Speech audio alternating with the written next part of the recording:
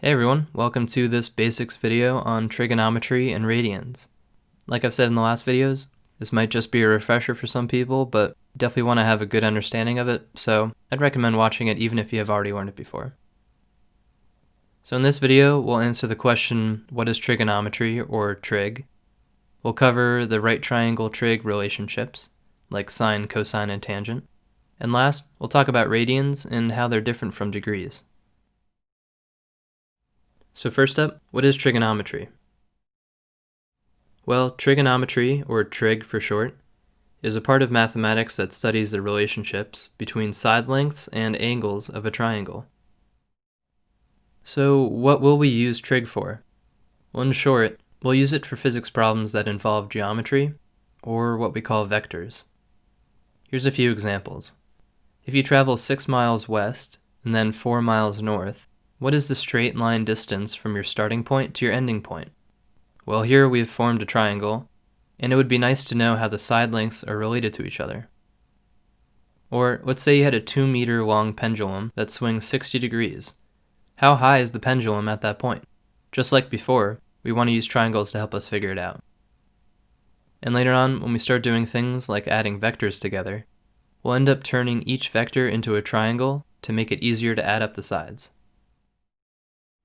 So before we get into the trig relationships, let's get some basic stuff about triangles out of the way first. Every triangle, no matter what shape or size, has 3 sides and 3 angles that those sides form with each other. One rule about triangles that we'll need to remember is that if you add up the 3 angles of a triangle, you will always get 180 degrees. Here's a triangle with everything labeled. Keep in mind that when you see a number on one side of a triangle, that number represents the length of that side of the triangle. And when you see a number near the angle of a triangle, that number usually represents the angle in units of degrees. And just like we mentioned, if you add up all 3 of the angles of a triangle, they equal 180 degrees. Also, just like with algebra and equations, we sometimes put a variable in place of something that we don't know. When we're working with an angle that we don't know, a lot of the times we'll use this variable here, called theta. We can use a letter of the alphabet if we want, but you'll see theta used a lot. So in trig, most of the rules that we get to use only apply to what are called right triangles. A right triangle is a triangle where one of the angles is 90 degrees, also known as a right angle. And we use this little box here to show that an angle is a right angle. It doesn't matter which angle is 90 degrees or which way it's facing. For example, these first 2 triangles are right triangles, but the last one isn't because none of the angles are exactly 90 degrees. So the next rule that we'll be using about right triangles is something called the Pythagorean Theorem. If we have a right triangle, and we call the 2 shorter side lengths A and B, and we call the longest side C, then we get this rule. A squared plus B squared equals C squared. Also, we call C the hypotenuse. This is the longest side of the triangle, and it's also the side that's across from the 90-degree angle. Now, don't forget when we use this equation, the only way it works is if A and B are the 2 shorter sides, and C is the longest side, or the hypotenuse. So, the Pythagorean theorem helps us with the sides of a right triangle, but it doesn't tell us anything about the angles. For that, we're going to need some more rules. Well, right triangles are special because, unlike regular triangles, we already know that one of the angles is equal to 90 degrees. And it turns out we only need 2 other numbers in order to figure out what every side length and every angle is in this triangle. For example, if we have a right triangle and we're just given 1 side length and 1 angle, we can actually figure out what the other angle and the side lengths are. How can we do that? Well, this is probably the most important thing in the video, and it's something we'll use all of the time. These are the right triangle trig relationships, sine, cosine, and tangent. So first we start with a right triangle, where one angle is 90 degrees, labeled with that little box thing. We learned that the longest side of the triangle, which is across from the 90-degree angle, is called the hypotenuse. And we're going to label one of the 2 remaining angles with the variable we call theta. But now we're going to call the short side that is next to the angle adjacent, which literally means next to, and we're going to call the side that's opposite from this angle opposite. So now that we've labeled this triangle, let's look at the relationships between the side lengths and this angle theta. The first one is called sine, written as sin. Sine of theta is equal to the opposite side length divided by the hypotenuse side length. Next is cosine, written as cos.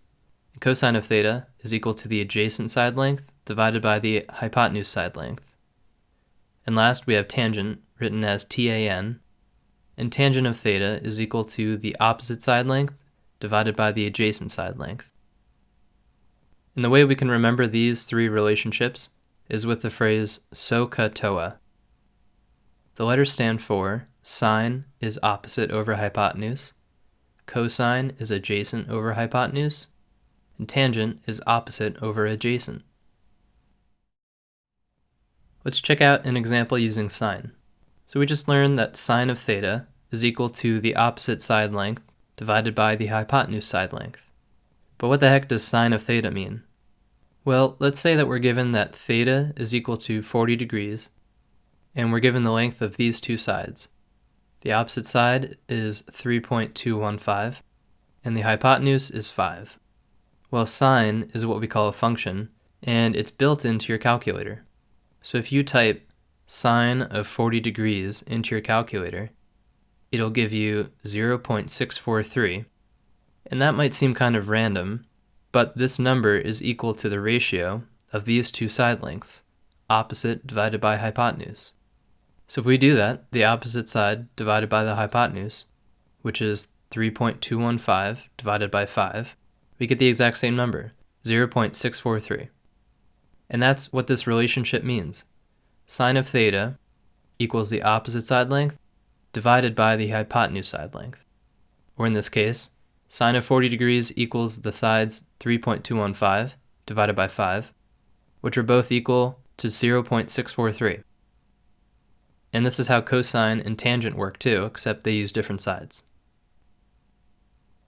So real quick, let's talk about the way that trig functions are written, because it looks a little confusing. We learned in another video that when two things are next to each other, with no mathematical operation symbol between them, and one is in parentheses, that means to multiply them together.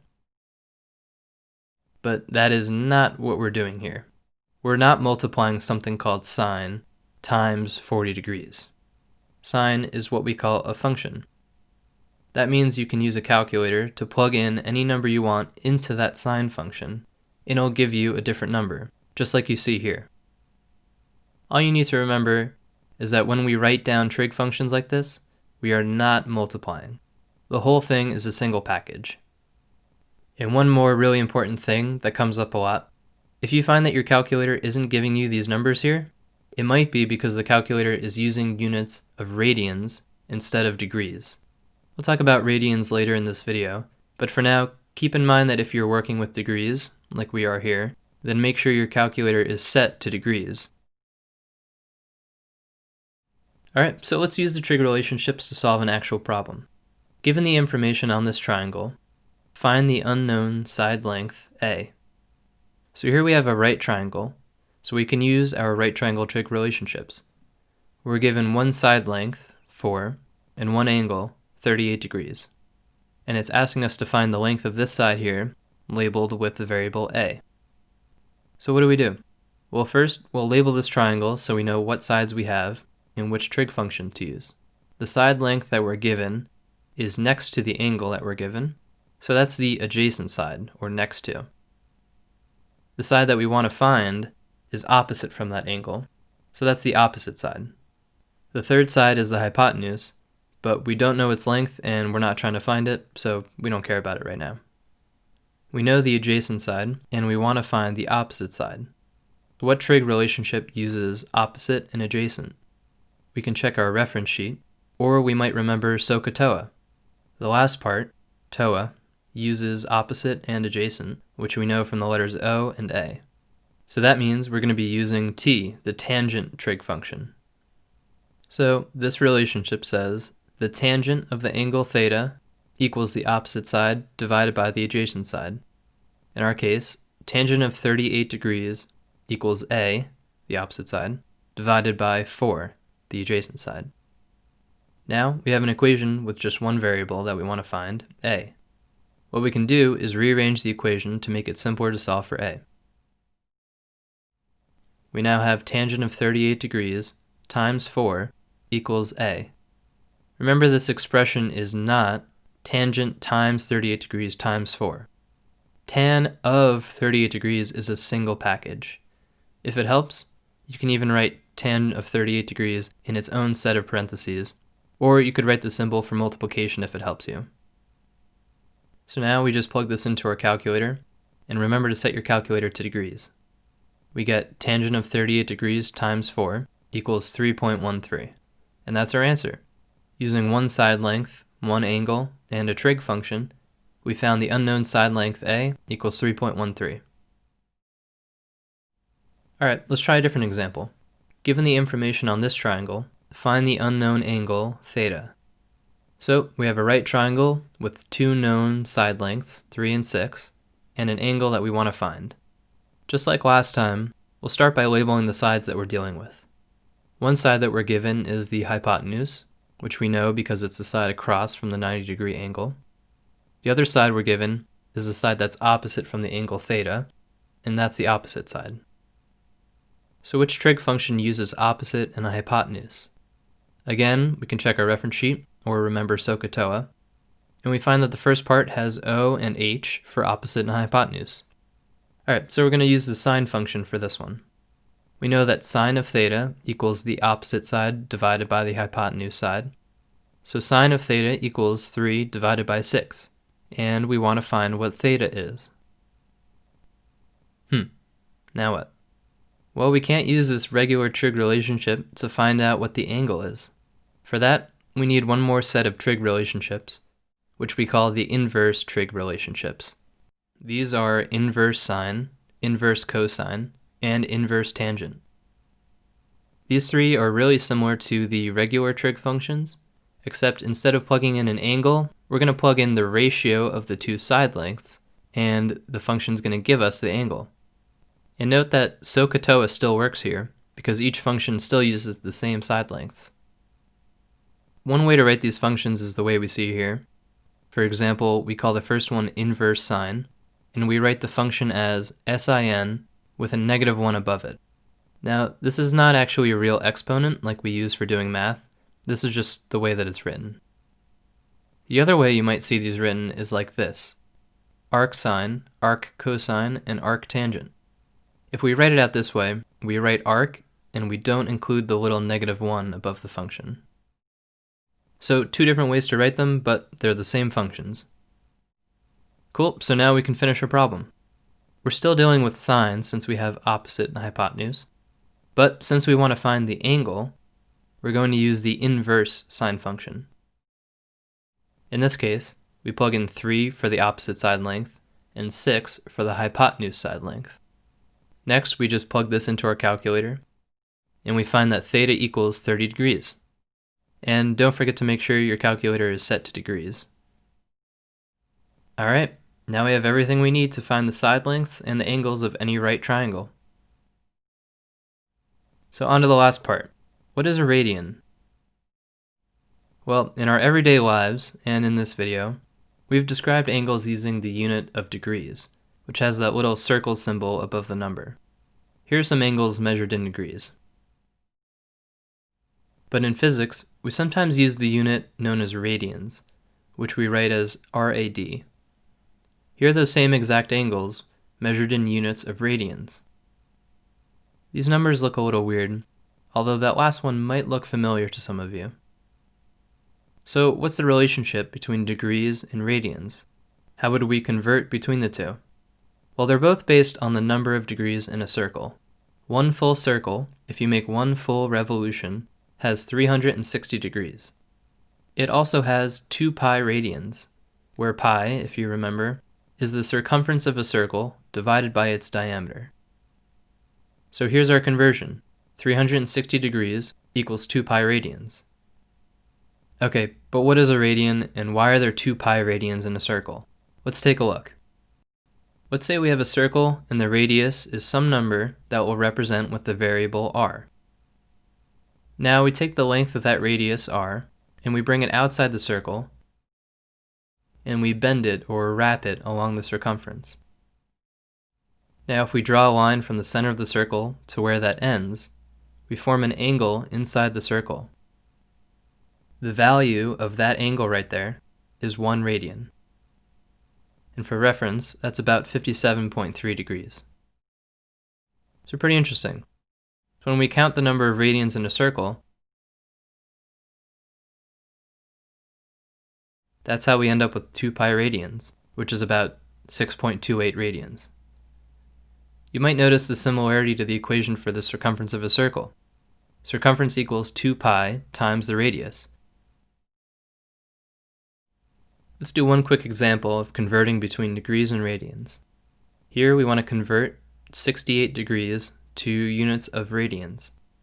Well, we know from before and from our reference sheet that 360 degrees equals 2 pi radians. And we'll use the same method that we learned before for converting between units. First we write our starting amount, which is 68 degrees. Then we write our equal amounts. In this case, there's 2 pi radians per 360 degrees. And since we wrote our fraction with degrees on the bottom, we can cross out degrees on the top and bottom. And we're just left with the units of radians. Last, we just do the math. 68 times 2 pi divided by 360 equals 1.19. So 68 degrees is equal to 1.19 radians. Okay, let's recap what we covered in this video. We learned that the 3 angles in a triangle add up to 180 degrees, and this is true for any triangle, not just right triangles. Next, we learned about right triangles where one angle is 90 degrees, and the Pythagorean Theorem, a squared plus b squared equals c squared, where c is the hypotenuse of the triangle. Next, we covered the 3 right triangle trig functions, sine, cosine, and tangent, which we can use to find the side lengths of a triangle. We also learned the inverse trig functions, which we can use to solve for the angles in a triangle, and SOHCAHTOA, which is a way to remember which side lengths go with which trig function. And last, we learned what a radian is, and how to convert from units of degrees to units of radians. So that's it for this video. I hope you found it helpful. Thanks for watching, and I'll see you in the next video.